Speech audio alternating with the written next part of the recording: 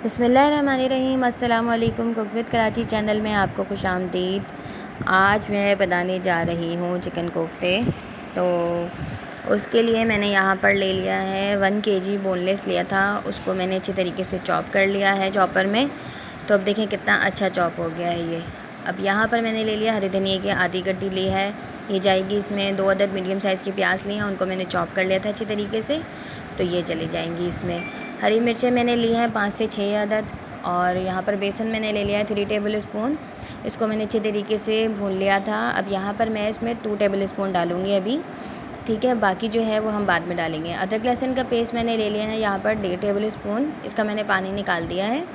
अब यहाँ पर मैंने ले लिया है 2 टेबल स्पून मैंने लिया है खसखस। उनको मैंने भिगो कर रख दिया था और उसको मैंने 3 से 4 घंटे के लिए, और बादाम भी मैंने 6 से 7 अदद लिए, उनको भी मैंने भिगो कर रखा था और उसको मैंने फिर पीस लिया है सिल के ऊपर, ठीक है। आप चाहे जैसे भी आपकी मर्ज़ी हो आप वैसे पीस लें। तकरीबन ये 3 टेबल स्पून बनेंगे मिलाकर दोनों चीज़ें। अब नमक डाल लें आप अपने टेस्ट के हिसाब से। नमक, लाल मिर्च डाली है मैंने 1 टीस्पून, और गरम मसाला पाउडर डालेंगे इसमें 1/2 टीस्पून डलेगा।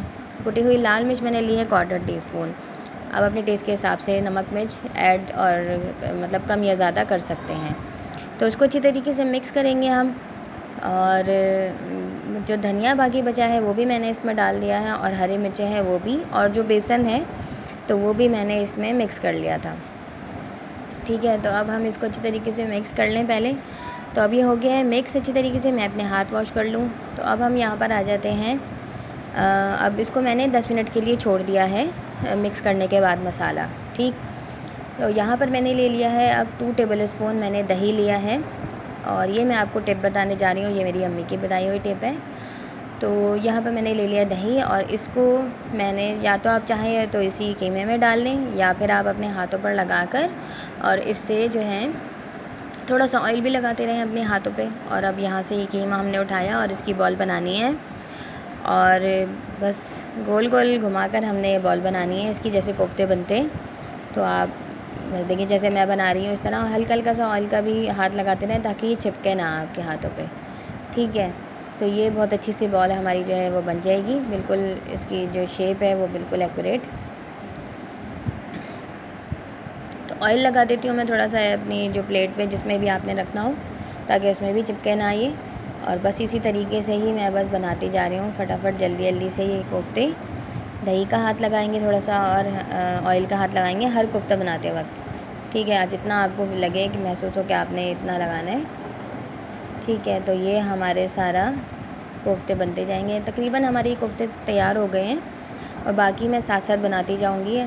तो अब मैं इसको रख दूंगी 15 से 20 मिनट के लिए फ्रीज़र में, ताकि ये अच्छे से इनके थोड़े से शेप हो जाए। अब यहाँ पर मैंने ले लिया है 1 कप ऑयल, और अब डाल दिया है मैंने यहाँ पर 5 अदद मीडियम साइज़ की प्याज ली हैं। मैंने उनको चॉप कर लिया था अच्छी तरीके से, तो ये मैंने इसमें डाल दी हैं।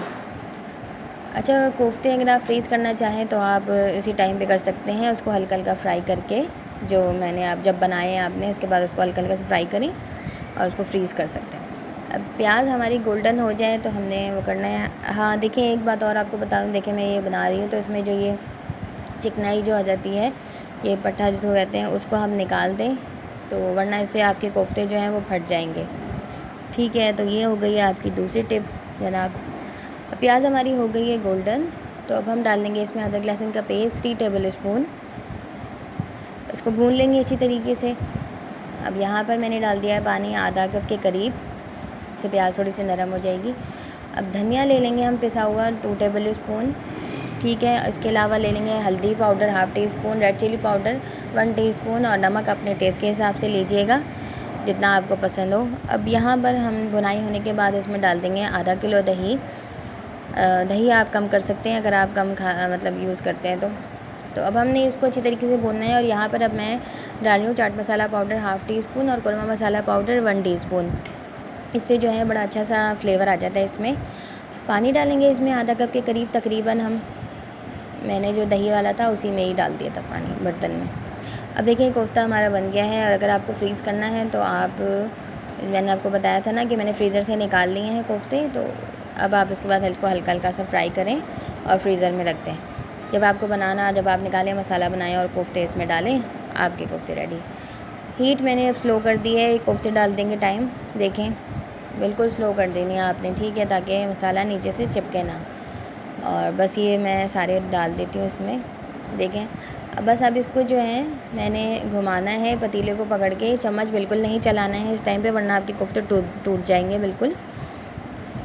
तो बस इसी तरीके से इसको घुमाते रहें। 10 मिनट तक तकरीबन आपने ऐसे पकाना है इसको, जब आपको लगे कि कोफ्ते आपके ऊपर से हो गए हैं, अच्छी तरीके से पक गए हैं, तो जैसे फ्राई तरह से हो जाता है। तो बस इसको रख दें आप दम पर 5 मिनट के लिए। तो ये हो गए हैं हमारे कोफ्ते तैयार। अब हम इसमें डाल देंगे एक चुटकी गरम मसाला पाउडर और थोड़ा सा हरा धनिया इसमें डाल देंगे। तो ये हो गए हमारे चिकन कोफ्ते तैयार। वीडियो अच्छी लगी हो तो लाइक करिएगा, शेयर करिएगा, चैनल पर सब नए हैं तो सब्सक्राइब ज़रूर करिएगा, और मेरी वीडियो को ज़्यादा से ज़्यादा शेयर करें। कमेंट करके मुझे ज़रूर बताइएगा कि आपको मेरी रेसिपी कैसी लगी। फिर मिलूँगी इंशाल्लाह किसी और नई रेसिपी के साथ। तब तक के लिए अल्लाह हाफ़िज़।